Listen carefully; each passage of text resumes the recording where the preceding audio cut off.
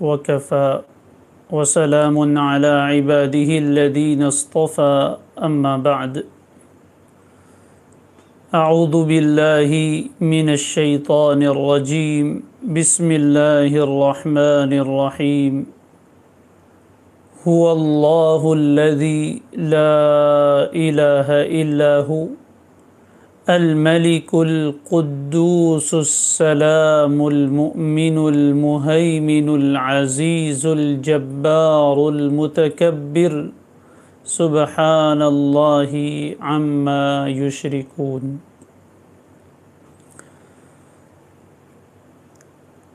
وقال الله تبارك وتعالى فتعالى الله الملك الحق لا إله إلا هو صدق اللہ العظیم.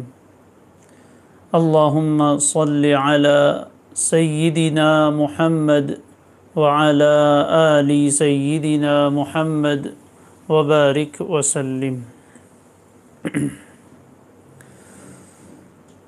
اسماء حسنی کا سلسلہ اللہ کے فضل اور اس کی توفیق سے جاری ہے. گزشتہ کل اللہ تبارک و تعالیٰ کے دو مبارک ناموں کا بیان مکمل ہوا، الرحمن اور الرحیم. اس کے بعد تیسرا نام اور چوتھا نام جو انشاءاللہ آج ذکر کرنے کا ارادہ ہے، اللہ آسان فرمائے، قبول فرمائے، وہ ہے الملک جل جلالہ اور القدوس جل جلالہ. یہ اللہ تعالیٰ کے دو مبارک نام ہے جو قرآن مجید میں بھی وارد ہوئے ہیں. جو آیت کریمہ میں نے سورہ حشر کی پڑھی تھی، هو اللہ الذی لا الہ الا ہو الملک القدوس، یہ دونوں اللہ تبارک و تعالیٰ کے بڑے پیارے نام ہے، اور اللہ کے تو سبھی نام بڑے پیارے ہیں.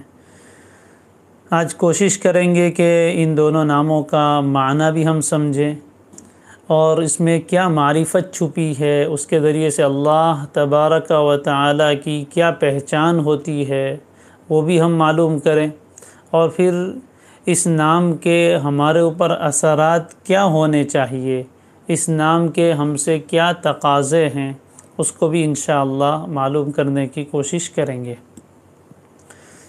پہلا جو اسم مبارک آج ہم نے اختیار کیا ہے، الملک. قرآن مجید میں یہ لفظ 3 طریقے سے آیا ہے، بلکہ یوں کہیے کہ 4 طریقے سے آیا ہے. مالک پہلا، ملک دوسرا، ملیک تیسرا، اور مالک الملک چوتھا.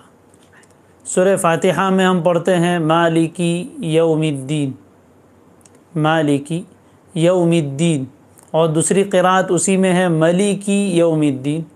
الملک یہ ابھی سورہ حشر کی آیت میں بھی ہے، فتعال اللہ الملک الحق، یہاں بھی ہے. اور اس کے علاوہ تیسرا نام ملیک، یعنی میم لام اس کے بعد یا اور کاف، ملیک کھینچ کر پڑھیں گے. ایک تو ہے ملک اور ایک ہے ملیک. یہ بھی قرآن میں آیا ہے، فی مقعد صدق عند ملیک مقتدر. سورہ النجم کے آخری آیت ہے یہ، عند ملیک مقتدر. اور سورہ آل عمران میں ہے قل اللہم مالک الملک. یہ 4 نام ہے، سب کے معنی تقریباً قریب ہے. انشاءاللہ تھوڑا سا فرق ہے، وہ ابھی سمجھ میں آئے گا. لغت کے اعتبار سے ملک یا مالک یا ملیک یا مالک الملک، اس کے کیا معنی ہے؟ یہ الفاظ کوئی اجنبی نہیں ہے، بلکہ ہم اپنی زبان میں بھی یہ لفظ استعمال کرتے ہیں. اردو میں بھی استعمال ہوتا ہے، گجراتی میں بھی استعمال ہوتا ہے، اور ہم سب یہ مالک کا لفظ بولتے رہتے ہیں، سنتے رہتے ہیں. یہ ملک سے بنا ہے، یہ ملک عربی کا، انگریزی کا نہیں. لفظ ایک ہی ہوتا ہے، تلفظ بھی ایک ہوتا ہے، لیکن زبان بدلتی ہے تو معنی بدل جاتے ہیں. ملک انگریزی کا ہو گیا تو دودھ ہو جائے گا، اور عربی کا ملک ہے تو اس کے معنی ہے ملکیت، جس پر انسان کا قبضہ ہوتا ہے، جس پر انسان کی مالکی ہوتی ہے۔ اب اس سے آسان لفظ میرے پاس اس کو سمجھانے کے لیے نہیں ہے۔ بہرحال تو یہ لفظ ملک سے بنا ہے۔ ملک کے معنی ہے ملکیت۔ ملکیت کسے کہتے ہیں؟ جس چیز پر انسان کو تصرف کا اختیار حاصل ہو اس کو کہتے ہیں ملکیت۔ یہ فون میری ملکیت ہے، یعنی اب میں اس کو استعمال کر سکتا ہوں، چاہوں تو بیچ سکتا ہوں، چاہوں تو کسی کو ہدیہ دے سکتا ہوں، اور جو چاہے کر سکتے ہیں۔ یہ گھر کسی انسان کی ملکیت ہے تو اس میں رہنے کا اختیار رکھتا ہے، بیچنے کا اختیار رکھتا ہے، ہدیے کا اختیار رکھتا ہے، جیسے چاہے استعمال کرنے کا اختیار رکھتا ہے۔ اسی طرح کھانا کسی انسان کی ملکیت میں ہے تو اس کو کھا بھی سکتا ہے، اس کو ہدیہ بھی کر سکتا ہے، کسی اور کو کھلا سکتا ہے اور صدقہ کر سکتا ہے، جو چاہے کر سکتا ہے، اس لیے کہ اس کی ملکیت ہے۔ تو ملکیت کی چیز میں انسان کو اختیار ہوتا ہے، تو ملکیت سمجھ میں آ گئی۔ اس سے آگے ہے مالک۔ مالک کس کو کہتے ہیں؟ جو کسی چیز کی ملکیت رکھتا ہو اس کو کہتے ہیں مالک۔ یہ فون کا مالک ہے، گھر کا مالک ہے، کار کا مالک ہے، بولتے ہیں مالک۔ اور اس سے اوپر کا ایک لفظ ہے ملک، میم پر کے بعد الف ہٹا دے، ملک کر دے، تو ملک کا معنی ہوگا، ہم عربی میں اور اردو میں اس کو بول سکتے ہیں بادشاہ۔ ملک کا معنی بادشاہ۔ آپ عمرے وغیرہ میں گئے ہو تو آپ سنیں گے بابو الملک فہد، یعنی بادشاہ جو تھا وہاں کا، اس کے نام کو ملک کہتے ہیں۔ تو ملک یہ بادشاہ کو کہتے ہیں۔ کسی چیز پر انسان مالک ہو، اس سے اوپر کا اختیار ہے ملک کا، بادشاہ کا۔ ابھی انشاءاللہ فرق بھی آئے گا۔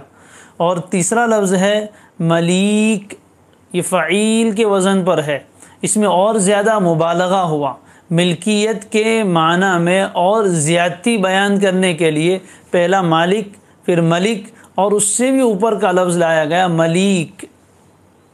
ملک کا معنی جس کی ملکیت انتہائی کامل درجے کی، جس میں کوئی نقص اور کمی نہیں ہے، اس کو کہتے ہیں ملیک۔ اور چوتھا لفظ جو میں نے ذکر کیا تھا مالک الملک، مالک اور الملک بادشاہت کا بھی مالک ہے، یعنی ساری ملکیت اسی کے اختیار میں ہے، وہ جس کو چاہتا ہے اس کو دیتا ہے۔ تو یہ 4 الفاظ ہیں، اس کا لغوی معنی ہم نے سمجھا۔ ان تینوں میں فرق بیان کیا ہے کہ ایک آدمی کسی گھر کا مالک، یعنی اس کی ملکیت ہے، لیکن اس پر حکم اس کا نہیں چلتا ہے، اور ایک شخص ایسا ہوتا ہے کہ جس کا حکم اس پر چلتا ہے۔ مثال کے طور پر جس ملک میں ہم رہتے ہیں، اس میں ہم میں سے ہر ایک کے پاس کچھ نہ کچھ ملکیت کی چیزیں، کسی کی زمین ہے، کسی کی جائیداد ہے، کسی کا گھر ہے، لیکن ملک کا بادشاہ، ابھی تو یہاں بادشاہ نہیں ہے، عدالت کا نظام چلتا ہے، اگر سپریم کورٹ کا کوئی حکم آ جائے کہ یہ گھر تم سے لے لیا جائے گا اور سرکاری زمین میں لے لیا جائے گا، تو آپ اس میں کچھ نہیں کر سکتے۔ اس کا حکم آپ کے گھر پر، آپ کی زمین پر نافذ ہوتا ہے، اس کو کہتے ہیں ملک۔ ملکیت والے کو مالک کہتے ہیں، اور جس کا حکم چلتا ہے اس کو کہتے ہیں حکمران، حکم چلانے والا۔ جس کا حکم چلتا ہے، جس کا آرڈر ہر چیز پر نافذ ہوتا ہے، اس کو کہتے ہیں ملک، اور ملیک اسی میں مبالغہ ہے۔ تو اللہ تعالیٰ کی ذات وہ ذات ہے کہ الملک ہے، یعنی ساری چیزوں کی ملکیت اسی کی ہے، اور تمام چیزوں پر حکمرانی اسی کی ہے، تمام چیزوں پر کنٹرول اسی کا ہے۔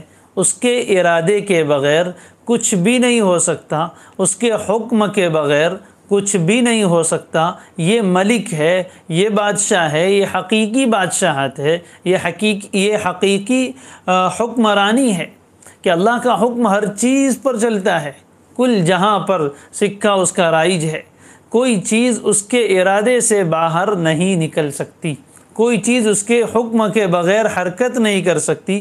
یہ ملک ہے، اور اس سے اوپر ملیک چلا گیا، یعنی بہت زیادہ ملکیت والا، ملکیت میں کامل درجہ رکھنے والا۔ یہ تو لغوی اعتبار سے اور زبان کے اعتبار سے اس کی تعریف ہوئی۔ اب آگے ملک کا معنی علماء نے کیا بیان فرمایا ہے؟ ملک کا معنی علماء کیا بیان فرماتے ہیں؟ امام غزالی رحمہ اللہ اپنی کتاب المقصد الاسنا فی شرح اسماء اللہ الحسنى اس میں الملک کا معنی یہ بیان کرتے ہیں، هو الذی یستغنی فی ذاتہ وصفاتہ عن کل موجود ویحتاج الیہ کل موجود بل لا یستغنی عنہ شیء فی شیء الی آخرہ۔ وہ فرماتے ہیں کہ الملک وہ ذات ہے جو اپنی ذات میں بھی اور اپنی صفات میں بھی ہر موجود سے بے نیاز ہے، کسی کی محتاج نہیں، اور جتنی موجودات ہیں، جتنی چیزیں کائنات میں موجود ہیں، انسان، جنات، شجر، حجر اور آسمان، زمین، سورج، چاند، ستارے، جتنی مخلوقات ہیں، فرشتے، جتنی بھی مخلوقات ہیں، وہ سب کی سب مخلوقات، سب کی سب موجودات اس کی محتاج ہے، سب اس کے محتاج۔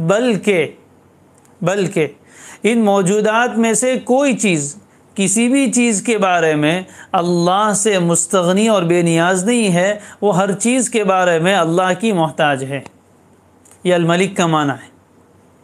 ذرا غور سے سنیے، وہ ذات جو اپنی ذات و صفات میں کسی بھی موجود چیز کی محتاج نہ ہو، سب سے بے نیاز ہو، اس کو کسی کی ضرورت نہیں ہے، اور جتنی موجودات ہیں وہ تمام کی تمام اپنی ہر چیز میں، اپنے ہر کام میں اس کی محتاج ہو، اس ذات کو کہتے ہیں الملک، بادشاہ حقیقی، الملک الحق، الملک الحق۔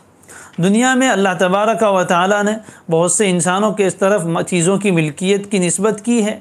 بادشاہ بھی دنیا میں ہوتے ہیں، ملک بھی ہوتے ہیں، بہت سی برادریاں بھی ہیں جو اپنے نام کے ساتھ ملک لگاتی ہے، بہت سی جگہ اس کو ملک بول دیتے ہیں، وہ ملک ہے، تو اپنے نام کے ساتھ وہ ملک لگاتے ہیں، گویا وہ بادشاہ کے قبیلے سے ہیں، بادشاہ سے تعلق رکھنے والے ہیں۔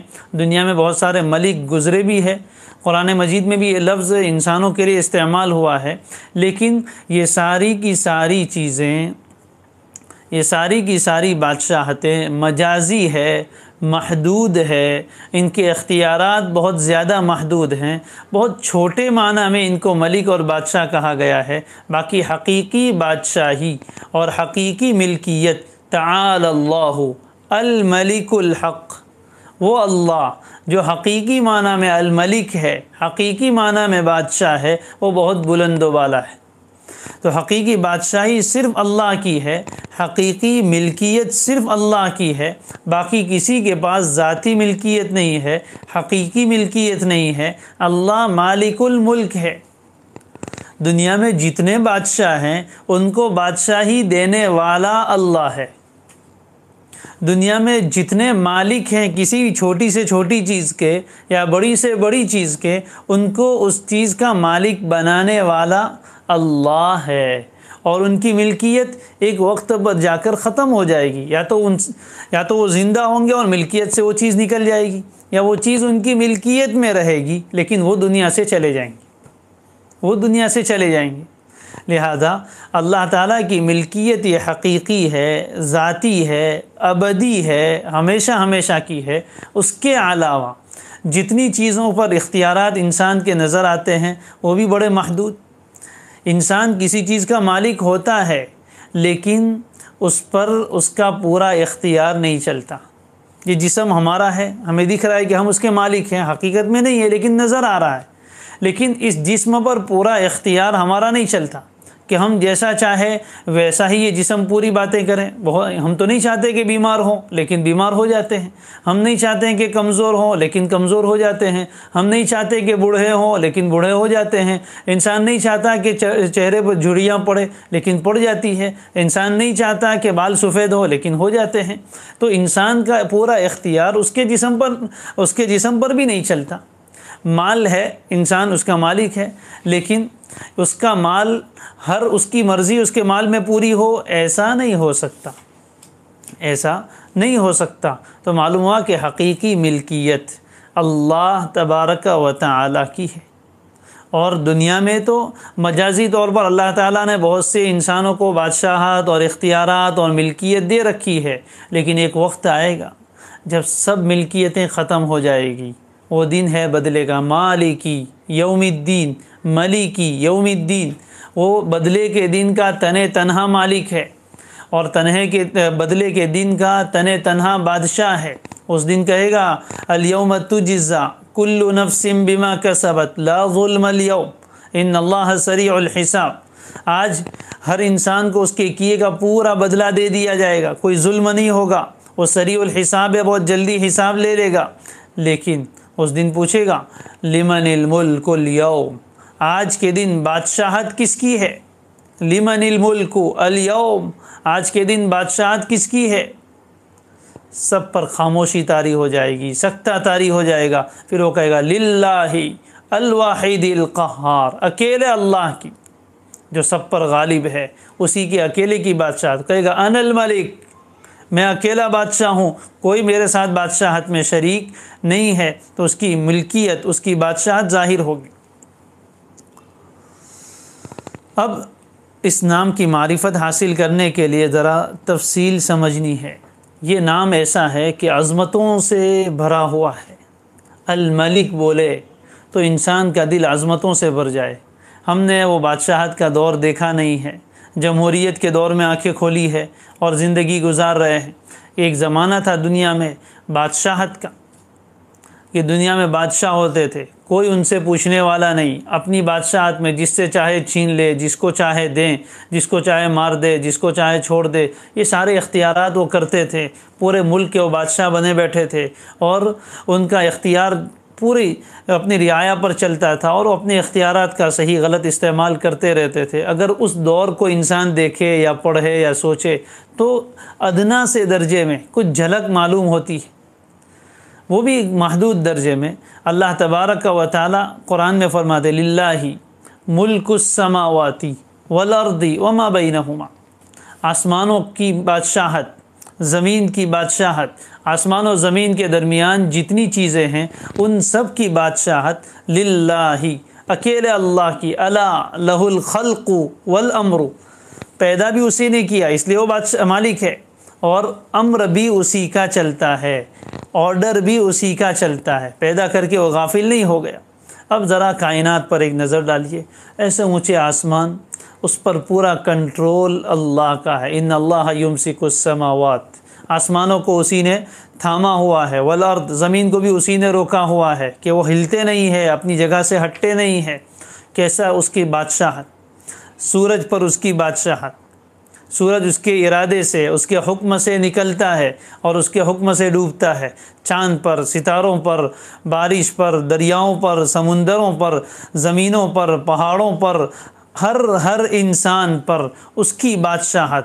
کائنات کا ایک پتا بھی اس کے ارادے کے بغیر اور اس کے حکم کے بغیر حرکت نہیں کر سکتا، اور کسی ایک گاؤں پر نہیں، کسی ایک شہر پر نہیں، کسی ایک صوبے پر نہیں، کسی ایک ملک پر نہیں، پوری صرف دنیا پر نہیں، صرف بر اعظم پر نہیں، بر پر بھی، بحر پر بھی، سمندر پر بھی، خشکی پر بھی، آسمان پر بھی، زمین پر بھی، پوری کائنات ہم نے تو دیکھی نہیں، یہ صرف زمین کے اوپر رہ رہے ہیں۔ زمین کے علاوہ بہت سارے سیارے ہیں جو آسمانوں میں گردش کرتے ہیں، زمین سے بہت بڑے ہیں، ان پر بھی اس کی بادشاہت۔ جس بادشاہ کی بادشاہی ایسی ہو، اس کا نام آتے ہی انسان تھر تھر کانپ جائے۔ دنیا کا کوئی بڑا بادشاہ تو ہے ہی نہیں، میں نے کہا وزیر اعظم ہو، اس کے سامنے جا کر کھڑا ہونا ہو، انسان ایک مرتبہ ہل جاتا ہے۔ ارے کسی بڑے افسر کے سامنے بات کرنی ہو، زبان لڑکھڑاتی ہے۔ عام طور پر انسانوں کا یہ حال ہے، تو اتنے بڑے مالک کے سامنے انسان کھڑا ہو تو یہ لفظ ہی ایسا ہے کہ انسان کے دل کو عظمتوں سے بھر دے کہ وہ کیسا اختیار والا۔ اور پھر اس صفت میں اور اللہ تعالیٰ کے بہت سارے نام شامل ہے، اس لیے کہ ایسی بادشاہت کے لیے قدرت بھی چاہیے، علم بھی چاہیے، حکمت بھی چاہیے، عدل و انصاف بھی چاہیے، اور بھی بہت ساری صفات ہیں جو انشاءاللہ آگے آئے گی، وہ سارے نام اس میں شامل ہے۔ اب اس کی قدرت کیسی، اس کا علم کیسا، اس کی حکمت کیسی، اس کا عدل کیسا، اس کا انصاف کیسا، ان سب چیزوں کو اس میں شامل کر لیا گیا ہے۔ وہ الملک ہے، اس کی معرفت کائنات کے ذرے ذرے سے حاصل کرنی ہے، اور ایک ایک چیز پر اس کی ملکیت کا یقین کرنا ہے۔ تو یہ تو اس کی معرفت ہوئی، اور اس معرفت کے ثمرات کیا ہوں گے، اس کے نتائج کیا ہوں گے، تو اس کو دیکھتے ہیں کہ تقاضا کیا ہے اس کا۔ سب سے پہلا اس کا تقاضا یہ ہے کہ ہمارے دل میں اللہ تبارک و تعالی کی عظمت پیدا ہو جائے۔ جب اس نام کی معرفت حاصل ہوتی ہے کہ وہ ایسا بادشاہ ہے تو اس کی عظمت دل میں آنی چاہیے، اس کا احترام آنا چاہیے، اس کی ہیبت ہمارے دلوں پر چھا جائے۔ یہ اس نام کا سب سے پہلا ثمرہ، سب سے پہلا اثر ہے۔ نمبر 2، جتنی چیزیں ہیں ان تمام چیزوں سے اللہ کے علاوہ کی ملکیت کا انکار کرے کہ مالک صرف اللہ ہے، اس کے سوا کوئی مالک نہیں، مالک صرف اللہ ہے، اس کے سوا کسی چیز پر کسی کی بھی حقیقی ملکیت نہیں ہے۔ ہر چیز پر اللہ کی ملکیت کو دیکھیں، اور جب ظاہری اعتبار سے لوگوں کو مالک دیکھے کہ یہ ایک گاؤں کا مالک ہے، یہ بڑے بنگلے کا مالک ہے، یہ ایک ہوائی جہاز کا مالک ہے، یہ فلاں فلاں چیز کا مالک ہے، تو اس میں بھی اللہ کی ملکیت کو سوچے کہ اس کو ملکیت دینے والا اللہ ہے، مالک الملک اللہ ہے، ملکیت اللہ نے دی ہے، وہ جس کو چاہتا ہے دیتا ہے۔ تؤتی الملک من تشاء، جسے چاہتا ہے بادشاہت دیتا ہے، جسے چاہتا ہے ملکیت دیتا ہے، اور جس سے چاہتا ہے ملکیت چھین لیتا ہے۔ تنزع الملک ممن تشاء۔ تو جتنی چیزیں ہیں ان چیزوں سے لوگوں کی، دوسری چیزوں کی ملکیت کا انکار کرے، خود اپنی چیزوں پر بھی اپنی ملکیت کا انکار کرے۔ جسم، اس کا میں مالک نہیں، یہ آنکھوں کا میں مالک نہیں، جان کا مالک نہیں، اپنے مال کا میں مالک نہیں، اپنی اولاد کا میں مالک نہیں، یہ سب چیزیں اللہ کی ملکیت ہے، میرے پاس تو امانت ہے۔ اس بات کا اپنے دل میں یقین بٹھائے۔ نمبر 3، تیسرا اثر اس کا یہ ہونا چاہیے کہ جب اس نام کی معرفت حاصل ہو جائے تو بندہ اللہ کے سامنے تواضع اور عاجزی اختیار کرے، اس کے سامنے بچھ جائے، اس کے سامنے اپنے آپ کو جھکا دے، اپنا سر اس کے سامنے رگڑے، اپنی ناک اس کے سامنے رگڑے، اور اپنی عاجزی کا، اپنی ذلتی کا اقرار کرے۔ عنت الوجوہ للحی القیوم، ساری چہرے اور ساری جسم اس کے سامنے جھکے ہوئے۔ اور اس نام کی عبدیت کا اور تواضع کا اظہار کرنے کا سب سے بڑا موقع نماز ہے کہ نماز میں بندہ کھڑا ہوتا ہے، اللہ اکبر، اللہ کی کبریائی، اس کی بڑائی بیان کرتا ہے، پھر اس کی تعریف۔ جیسے ایک بڑے بادشاہ کے دربار میں جاتا ہے انسان تو اس کی تعریف کرتا ہے، اس کی تعریف کے گیت گاتا ہے، سبحانک اللہم وبحمدک وتبارک اسمک وتعالی جدک ولا الہ غیرک۔ یہ کیسی بہترین تعریف۔ پھر سورہ فاتحہ میں اس کی تعریف، تو اس کے سامنے اپنی عاجزی کا، اپنی بندگی کا اقرار کرے اور اس کے سامنے اپنی تواضع کو ظاہر کرے۔ چوتھا اس کا اثر یہ ہے کہ اپنی تمام حاجتیں اسی کے پاس لے جائے، اس لیے کہ سارے اختیارات اسی کے ہیں، تو پھر اس کے علاوہ کسی اور سے کیوں مانگا جائے؟ جب الملک وہ ہے، سب لوگوں کو مالک بنانے والا وہ ہے، تو براہ راست ہم بھی اسی سے تعلق قائم کریں نا، اسی سے ہم مانگیں، اسی سے ملکیت مانگے کہ اللہ تو مجھے ان چیزوں کا مالک بنا۔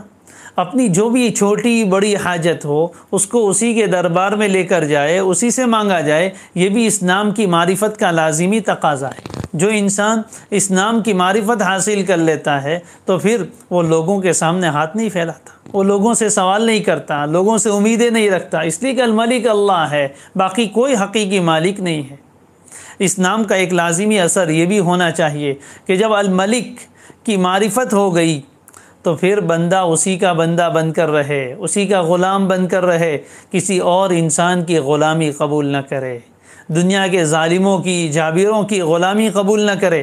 یہی وجہ ہے کہ مومن ظالم طاقتوں کے سامنے سر جھکاتا نہیں ہے، گردن کٹا سکتا ہے لیکن گردن اللہ کے علاوہ کسی کے سامنے جھکا نہیں سکتا۔ وہ اللہ کے علاوہ کسی اور کی غلامی کو قبول کر لے، یہ ممکن نہیں ہے۔ یہ تو آزاد منش ہے، یہ تو صرف اللہ کی غلامی قبول کرتا ہے، لا الہ الا اللہ، اللہ کے سوا کسی کی بادشاہت کو نہیں مانتا، اللہ کے علاوہ کسی کی معبودیت کو نہیں مانتا، لہذا کسی کے سامنے وہ جھکتا نہیں ہے، سر اٹھا کر جیتا ہے۔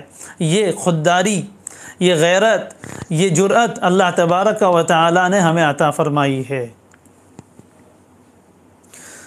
اور اس کا ایک لازمی اثر یہ ہے کہ اس بات کا ایمان رکھے کہ کوئی چیز اس کے ارادے کے بغیر نہیں ہو سکتی، اور یہ جملہ یاد رکھے، کل ما اراد وقع وکل ما وقع اراد۔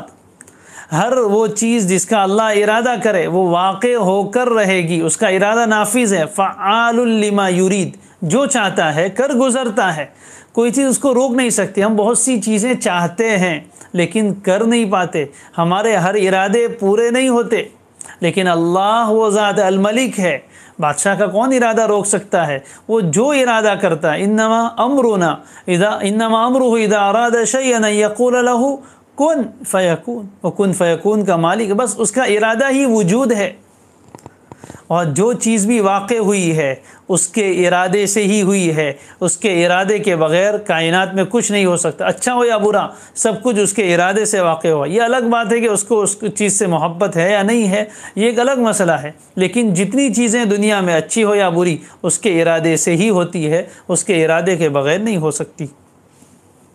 پھر ایک چیز اور بھی اس میں سامنے رکھنی ہے کہ وہ تمام چیزوں کا مالک ہے، خلقاً و تصرفاً و مصیراً، یعنی مالک اس اعتبار سے بھی ہے کہ اس نے پیدا کیا ہے، مالک اس اعتبار سے بھی ہے کہ ان پر اسی کا ارادہ چلتا ہے، تصرف اسی کا چلتا ہے، وہ چاہتا ہے تو بیماری آ جاتی ہے، وہ چاہتا ہے تو شفا ملتی ہے، وہ چاہتا ہے تو زندگی ہے، وہ چاہتا ہے تو موت آ جاتی ہے، وہ چاہتا ہے تو مالداری ہے، وہ چاہتا ہے تو غریبی آ جاتی ہے، وہ چاہتا ہے تو عزت ملتی ہے، وہ چاہتا ہے تو ذلتی آ جاتی ہے۔ انسان کے ارادے نہیں چلتے، اللہ کے ارادے چلتے ہیں، تو تصرف بھی اسی کا ہے، یعنی پیدا کیا، پیدا کرنے کے بعد اب کنٹرول بھی اسی کا ہے، تصرف کا معنی کنٹرول۔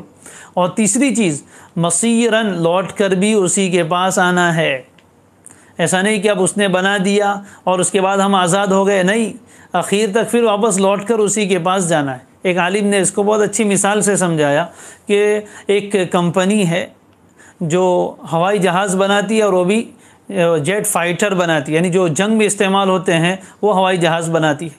اس نے ایک جہاز بنایا اور اس کو بیچ دیا، جب تک بنایا تب تک اس کی ملکیت تھی، لیکن جب بیچ دیا تو اس کا مالک دوسرا ہو گیا، اب اس پر سے اس کا تصرف اور اختیار ختم ہو گیا۔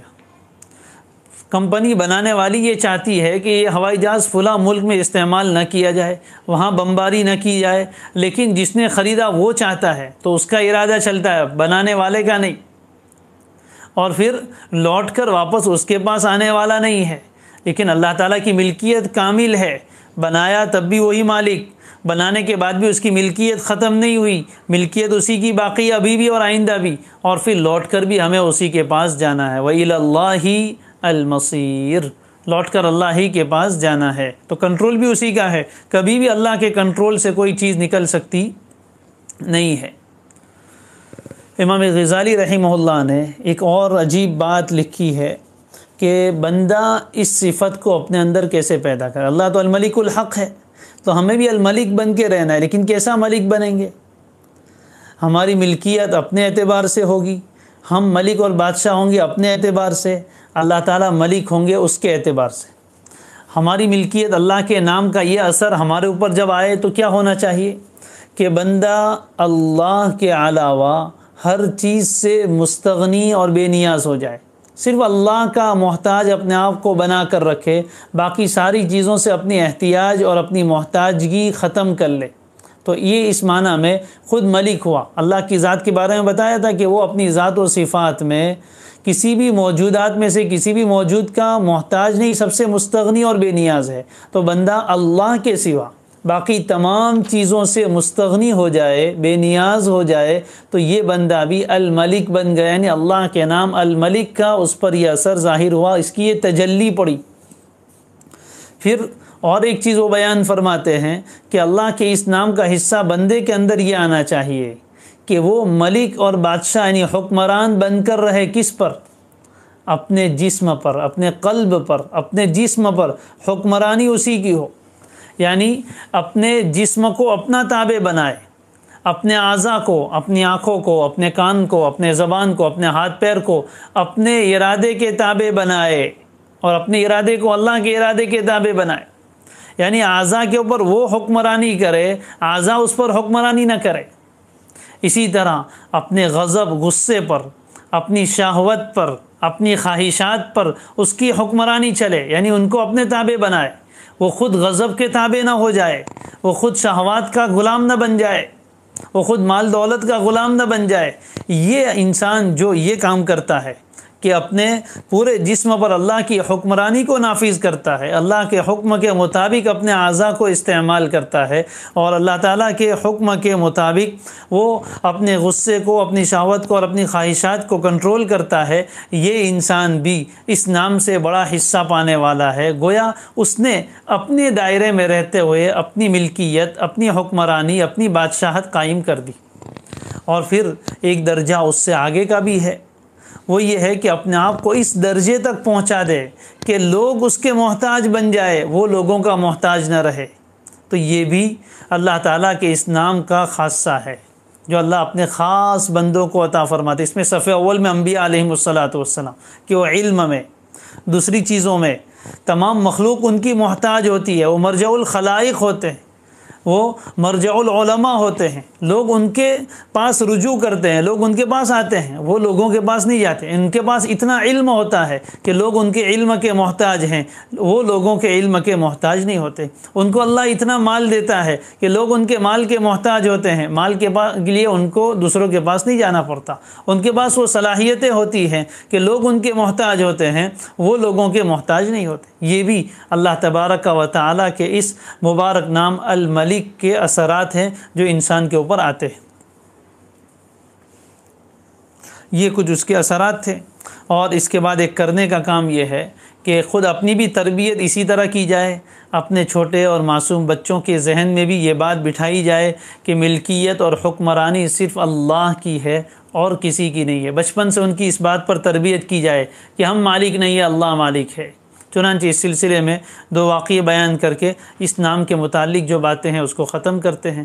پہلا واقعہ یہ ہے کہ ایک بزرگ تھے، عارف تھے، اللہ کی معرفت رکھنے والے بندے تھے، کرائے کے مکان میں رہتے تھے۔ ایک مرتبہ اس مکان کا جو مالک تھا وہ آیا اور باہر اس نے دستک دی۔ بیٹے نے جا کر دیکھا، چھوٹا سا بچہ تھا، اس نے آ کر پوچھا کہ کون ہے؟ تو اس نے کہا کہ مکان کا مالک آیا ہے۔ انہوں نے اپنے بیٹے کے الفاظ پر تربیت کی اور فرمایا کہ بیٹے یوں نہ کہو کہ مالک مکان آیا ہے، مالک مکان تو اللہ ہے، یوں کہو صاحب مکان آیا ہے، مکان والا آیا ہے۔ صاحب مکان کا معنی مکان والا۔ تو کیسی تربیت کی اپنے بیٹے کی، وہ ظاہر میں کہہ رہا تھا، حالانکہ شریعت کے اعتبار سے اگر کسی انسان کو مالک بولا جائے تو اس کی اجازت ہے، لیکن یہ مالک حقیقی نہیں، یہ مجازی ہے۔ اپنے بچوں کے دل دماغ میں یہ بات بٹھائی اور ہمیں بھی بٹھانی چاہیے کہ مالک ہر چیز کا ایک ہے، صرف اللہ ہے، اور باقی لوگ تو مجازی ہے۔ اس لیے انہوں نے کہا یوں نہ کہو کہ مکان کا مالک آیا، یوں کہو صاحب مکان آیا، یعنی مکان والا آیا ہے، جس کے اختیار میں ابھی یہ مکان چل رہا ہے، جس کے تصرف میں اللہ نے دیا ہے، وہ انسان آیا ہے۔ تو ہمیں بھی یہ کرنا چاہیے۔ بہت سی مرتبہ بازاروں میں یہ چیز دیکھنے میں آتی ہے کہ گاہک کو دکان کا مالک کے گھر پکارتا ہے، یعنی جو گاہک آیا اس کے بارے میں بہت سے ہمارے غیر مسلم بھائی اور ان کی دیکھا دیکھی، ان کے ساتھ رہنے کی وجہ سے بعض مرتبہ مسلمانوں کی زبان پر بھی یہ لفظ آتے ہیں کہ وہ مالک کہہ دیتے ہیں۔ نہیں، اس لفظ کے استعمال سے اپنے آپ کو بچانا چاہیے۔ کسی انسان کے بارے میں ہم کیوں یہ لفظ استعمال کریں؟ ملک اور مالک تو اللہ ہے۔ اور دوسرا ایک واقعہ آپ بیتی میں حضرت شیخ زکریا نور اللہ مرقدہ نے لکھا ہے۔ حضرت فرماتے کہ بچپن میں والدہ نے ان کے لیے ایک تکیہ بنایا تھا۔ بچپن میں ہر انسان کو کسی نہ کسی چیز سے زیادہ شغف ہوتا ہے، کسی کو کوئی دوپٹہ پسند آتا ہے تو اسی کو لے کر سوتا ہے، کسی کو کوئی چیز پسند آ جاتی ہے تو وہ بچہ اسی کو لے کر سوتا ہے۔ تو حضرت فرماتے ہیں کہ والدہ نے میرے لیے ایک بہت خوبصورت تکیہ بنایا تھا، مجھے اس سے بڑی محبت تھی اور میں ہر وقت اس کو لے کر گھومتا تھا اور کہتا یہ میرا تکیہ ہے، یہ میرا تکیہ ہے۔ تو جب یہ چیز ان کے اندر بہت زیادہ پیدا ہوئی، ایک مرتبہ وہ فرماتے ہیں کہ والد گرامی، ان کے والد بھی بہت بڑے عالم تھے، حضرت مولانا یحییٰ صاحب کاندھلوی نور اللہ مرقدہ، تو وہ فرماتے ہیں کہ ایک مرتبہ والد صاحب آرام کرنے لگے تو تکیہ میرے پاس تھا، میں نے تکیہ پیش کیا کہ لو ابا میرے تکیے پر آپ سو جائیے۔ تو وہ فرماتے ہیں کہ ابا کو خوش ہونا چاہیے تھا کہ بیٹا تکیہ پیش کر رہا ہے، خدمت کر رہا ہے، اس کے بجائے ابا نے تکیہ تو لے لیا اور ساتھ میں ایک چپت رسید کی، ایک تماچا مارا کہ ابھی سے میرا کر رہا ہے کہ میرا ہے، یعنی ابھی سے تیرے دماغ میں یہ بات بیٹھ گئی ہے کہ میں اس کا مالک ہوں۔ حضرت فرماتے کہ بچپن کی وجہ سے اس وقت وہ بات سمجھ میں نہیں آئی کہ ابا کیا سمجھانا چاہتے تھے، برا لگا کہ تعریف کرنی چاہیے تھی، شاباشی دینی چاہیے تھی، اس کے بجائے یہ تو ناراض ہوئے، اوپر سے تماشا پڑا۔ لیکن بعد میں یہ چیز سمجھ میں آئی کہ وہ میرے دل دماغ میں یہ بات بٹھانا چاہتے تھے کہ ملکیت صرف اللہ کی ہے، میری تیری بات نہ کریں۔ گھروں میں ہمارے یہاں بھی دیکھتے ہیں بچے کہتے ہیں میری کار ہے، یعنی ابا کی کار ہوتی ہے، اس کے بارے میں بچے کہتے ہیں میری کار ہے، میرا گھر ہے، یہ ہے۔ تو یہ ان کی تربیت اس اعتبار سے کرنی چاہیے کہ بچپن سے ان کا دل دماغ یہ بنے، اس لیے کہ اسلام کا نظریہ یہ ہے انا للہ و انا الیہ راجعون، ہم سب اللہ کے ہیں، ملکن و خلقن و عبیدہ، یعنی ملکیت بھی ہمارے اوپر اللہ کے، اللہ ہمارا مالک ہے اور ہم اس کے مملوک ہیں، خلقن اللہ ہمارا خالق ہے اور ہم اس کے مخلوق ہیں، عبیدن اللہ ہمارا معبود ہے اور ہم اس کے بندے ہیں۔ تو یہ تصور جب دل و دماغ میں آتا ہے تو پھر انسان میں تکبر نہیں آتا ہے، اپنے مال و دولت پر وہ نہیں اتراتا ہے، اپنے حسن و جمال پر نہیں اتراتا ہے اور اپنی اولاد پر نہیں تکبر کرتا ہے، اس لیے کہ اس کو یقین ہے کہ مالک تو اللہ ہے، میں تو صرف اس پر امین ہوں، اللہ نے بطور استعمال کے، بطور عاریت کے مجھے یہ چیز دی ہے، ایک وقت تک استعمال کروں گا پھر میرے ہاتھ سے نکل جائے گی۔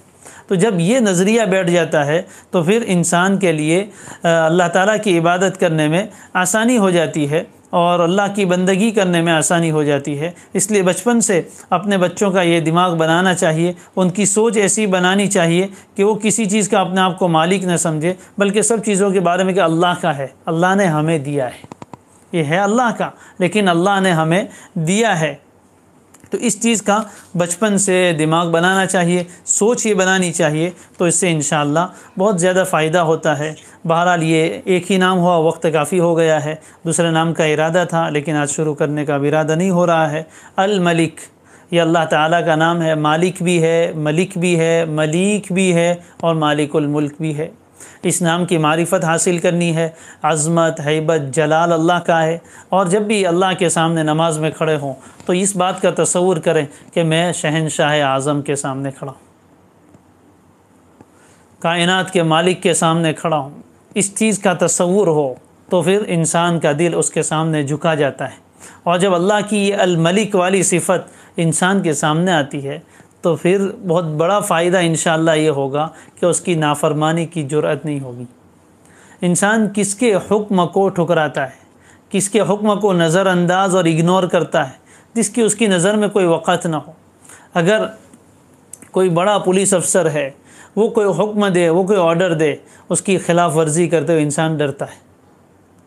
تو جب اللہ کی عظمت دل میں آ جائے گی کہ وہ الملک ہے، ایسا شہنشاہ ہے، ساری چیزوں کا اختیار رکھتا ہے اور مختار کل ہے، ہر چیز کا پورا اختیار اس کے پاس ہے، وہ جو چاہے کر سکتا ہے، اس کے ارادے کو کوئی روکنے والا نہیں ہے، پھر اس کی مخالفت کیسے کرے گا؟ اگر میں اس کو ناراض کر بیٹھوں، اللہ نہ کرے، تو وہ میرے بارے میں جو چاہے فیصلہ کر سکتا ہے، وہ چاہے تو جہنم میں ڈال سکتا ہے، وہ چاہے تو میری آنکھیں چھین سکتا ہے، وہ چاہے تو میری سننے کی طاقت لے سکتا ہے، وہ چاہے تو مجھے گونگا کر سکتا ہے، وہ چاہے تو مجھے پاگل بنا سکتا ہے، وہ جو چاہے کر سکتا ہے۔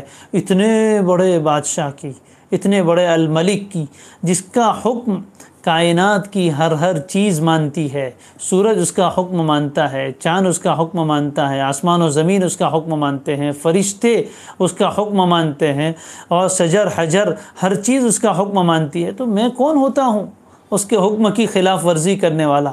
مجھے کیا اختیار ہے کہ میں اپنے مالک کے حکم کو ٹھکرا دوں؟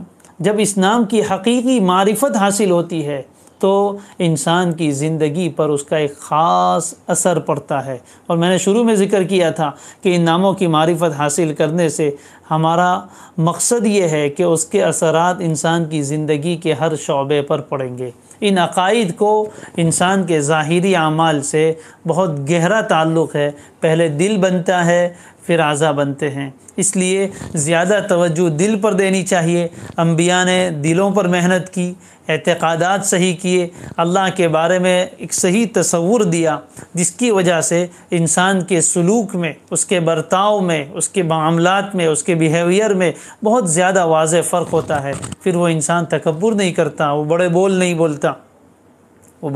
بولتا ہے۔ اس لیے اس نام کو اچھی طرح سمجھنا ہے، کائنات میں غور فکر کر کے اس کی معرفت حاصل کرنی ہے، اس کے جلال کے سامنے اپنے آپ کو جھکانا ہے۔ جس اللہ نے ہمالیہ جیسے پہاڑ بنائے، وہ اللہ کیسا طاقتور ہوگا، اس کی کیا قدرت ہوگی، جس نے ایسی مضبوط چیزیں بنائی، وہ اللہ کیسا مضبوط، اس کی طاقت کا کیا اندازہ ہے، اس کی حکمرانی کیسی، یہ بڑی بڑی مخلوقات اس کے کنٹرول میں ہے تو وہ خود کتنا طاقت والا، اس کی بادشاہت کیسی، اس کے سامنے انسان جھک جائے۔ اور اس کے علاوہ جتنی چیزوں کی بادشاہت نظر، یہ سب عارضی ہے، اللہ کی دی ہوئی ہے، تو ان کی ہیبت اپنے دل سے نکالے اور ایک اللہ کی ہیبت اپنے دل میں پیدا کر لیں، اور اللہ کی عظمت، اس کے سامنے تواضع، غیر اللہ کی ملکیت کا انکار، اپنی حاجتیں اس کے پاس لے کر جانا اور اس سے اپنا تعلق قائم کرنا۔ یہ بھی ایک بہت بڑا فائدہ ہے۔ آپ کو کسی کے بارے میں پتہ چل جائے کہ یہ بہت بڑا بادشاہ ہے اور بادشاہ کے سارے اختیارات ہوتے ہیں، اس سے اگر ہمارا کانٹیکٹ ہو گیا تو ہمارے سارے کام بن جائیں گے۔ اس ملک کا جو وزیر اعظم ہے، اللہ نہ کرے کسی انسان کو یہ خیال پیدا ہو جائے کہ ہم اس سے کانٹیکٹ قائم کر لیں تو ان کا ایک دستخط، ان کا ایک فون ہمارے سارے کام بنا دے گا، اور اس کو یہ بھی معلوم ہو کہ وہ ایسا بادشاہ ہے کہ ہر کسی کا فون اٹھا لیتا ہے، ہر کسی جو اس کی طرف رجوع کرتا ہے اس کو وہ وقت دیتا ہے۔ اگر اس کو پتہ چل جائے تو ہر انسان کتنی کوشش کرے گا۔ حالانکہ ایسا دنیا میں ہوتا نہیں، یہ دنیا کے بادشاہوں سے ملاقات اتنی آسان نہیں ہوتی، ان سے تعلق بنانا اتنا آسان نہیں ہوتا، لیکن وہ اللہ الملک ہے، الملک ہے، کائنات کا بادشاہ ہے، لیکن ہر ایک کی سنتا ہے، جب چاہو اس وقت سنتا ہے۔ کوئی اپوائنٹمنٹ لینے کی ضرورت نہیں ہے، کوئی پہلے سے وقت لینے کی ضرورت نہیں ہے، بس اس کے دربار میں جب چاہو اپنی عرضی پیش کر دو، اس سے اپنا تعلق درست کر لو، وہ تو تیار ہے، سامنے سے ہاتھ بڑھائے ہوئے ہیں۔ جس انسان کو معلوم ہو کہ وہ اتنا بڑا الملک ہے، شہنشاہ اعظم ہے، اتنا بڑا بادشاہ ہے، اور وہ ہم سے تعلق قائم کرنے کے لیے تیار ہے، تو پھر ہمیں کتنی کوشش کرنی چاہیے اس سے اپنا تعلق بنانے کی۔ ایک مرتبہ اس سے تعلق قائم ہو گیا تو پھر اپنی ہر ضرورت اسی سے کہہ دیں گے۔ وہ محمود و ایاز کا واقعہ مشہور ہے۔ محمود بادشاہ تھا اور ایاز اس کا خادم تھا، اس کا درباری تھا۔ اور اس سے ایاز کو بادشاہ سے بڑی محبت تھی اور بادشاہ کو ایاز سے بڑی محبت تھی۔ لوگوں کو اس پر اعتراض تھا کہ بادشاہ اس کو اتنی توجہ کیوں دیتے ہیں۔ ایک مرتبہ بادشاہ نے امتحان رکھا اور اپنے دربار میں یہ اعلان کیا کہ تجوری خزانہ کھلا ہوا ہے سرکاری، وہاں ہیرے جواہرات ہے، جس کو جو چاہے وہ لے لے، جاؤ۔ سارے درباری دوڑ پڑے خزانے کی طرف، بادشاہ وہیں بیٹھا ہے، سب بادشاہ کو چھوڑ کر چلے گئے، لیکن ایاز اپنی جگہ سے نہیں ہلا۔ بادشاہ نے اس سے پوچھا کہ سب چلے گئے، تم کچھ لینے کے لیے کیوں نہیں گئے؟ تو اس نے بڑا معرفت بھرا جواب دیا کہ لوگ خزانہ لینے گئے اور میں خزانے کے مالک کو لینا چاہتا ہوں۔ یعنی خزانے کے مالک آپ ہیں، اگر آپ مجھ سے راضی ہو گئے تو پورا خزانہ میرا ہے۔ تو ان چیزوں کے پیچھے پڑنے کے بجائے چیزوں کے مالک اور ملک کے پیچھے پڑے نا، اس سے ہم اپنا تعلق قائم کر لیں۔ لوگ دنیا کے پیچھے دوڑ رہے ہیں، ہم اس سے تعلق قائم کریں گے تو دنیا کو ہمارے پیچھے لگا دے گا، اور دنیا کو ہمارے پیچھے لگا دے گا۔ ضرورت ہے ہماری خود سے پوری ہوگی، اس لیے ضرورت ہے الملک سے تعلق قائم کرنے کی، الملک سے تعلق قائم کرنے کی۔ اس لیے ضرورت ہے اس نام کا ورد بھی کیا جائے۔ پچھلے جو نام ہم نے پڑھے، اللہ، الرحمن، الرحیم، کم از کم یہ مبارک مہینہ چل رہا ہے، اس میں اس کا ورد اپنائیں، اور جو نام ہم جس نام سے اللہ کو پکاریں گے اس نام کی تجلیات ہمارے اوپر ظاہر ہوگی۔ الرحمن الرحیم پکاریں گے تو اللہ کی رحمت کے مظاہر ہمارے سامنے آئیں گے، ہم دیکھیں گے ہماری حاجتیں کیسے پوری ہوگی، پریشانیاں کیسے دور ہوں گی۔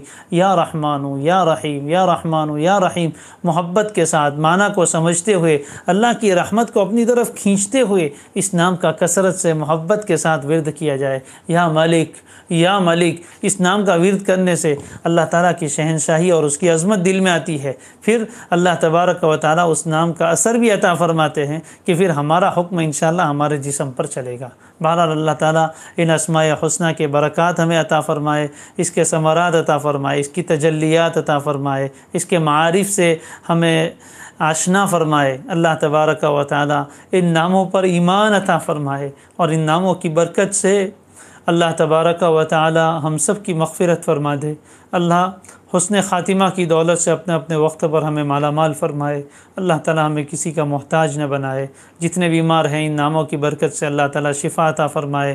جتنے پریشان ہیں ان کی پریشانیوں کو دور فرمائے، مقروضوں کے قرض اللہ ادا کروائے، بے گھر بے در لوگوں کو اللہ تعالیٰ گھر کا مالک بنائے، بے سواریوں کو اللہ سواری کا مالک بنائے، جس کو جس چیز کی ضرورت ہے اللہ کے اس نام الملک سے اللہ کو پکاریں، اللہ تبارک و تعالیٰ ان چیزوں کا مالک بنائیں گے۔ سبحان اللہ و بحمدہ، سبحانک اللہم و بحمدک، نشہد ان لا الہ الا انت ونستغفرک ونتوب الیک۔